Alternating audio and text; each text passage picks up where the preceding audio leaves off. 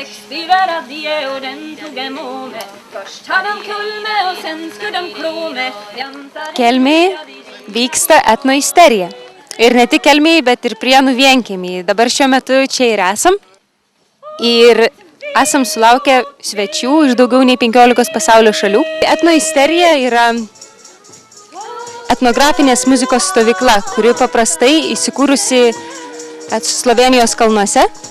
Ir jau 12 metų iš eilės subūrė muzikantus iš viso pasaulio bendram kūrybiniam procesui.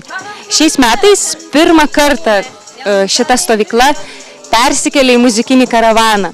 Šito karavano vadovai Sofija ir Antonas, brolis ir sesuo iš Švedijos, pasakojo, kad šitą idėją brandino jau daugybę metų, bet jinai tiesiog atrodė neįgyvendinama ir neįtikėtina. Kaip įmanoma tokią stovyklą perkelti ant ratų ir tiesiog vežtis tą muziką, vežtis kūrybiškumą per šalis, dalintis juo miesteliuose, kaimuose su vietiniais muzikantais.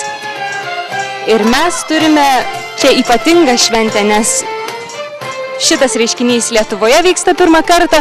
Karavanas pradėjo kelionę Prahoje Liepos 18 dieną.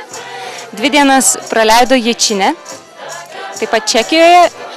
Vakar koncertavo Varšuvoje, šiandien Prienų vienkiemyje, o rytoj važiuoja į Rygą. Po Rygos laukia Viljandės etnografinės muzikos festivalis Estijoje.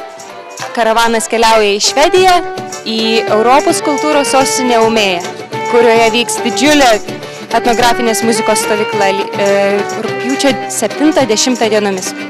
Prienų vienkiemyje didelis koncertas, Etnohisterija Ume Europa karavano orkestras, taip pat grupė Feketes ir Atlek iš Čekijos ir mūsų Lietuvos muzikantai, grupė Medeinė, Taduja, Knytuva, pasirodys koncerte ir tiesiog šoksim iki ryto vakaronėje.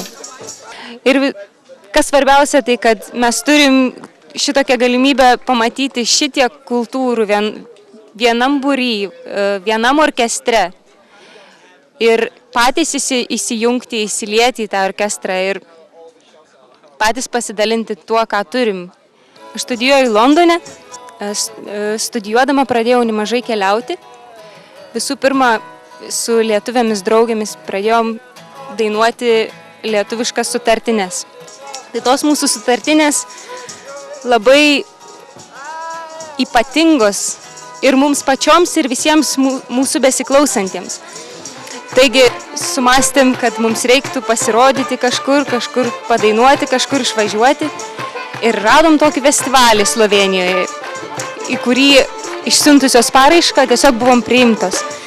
Tai šitaip praeitų metų vasarą pasirodėm, atlikom lietuviškų sutartinių etnohisterija festivalyje Slovėnijoje.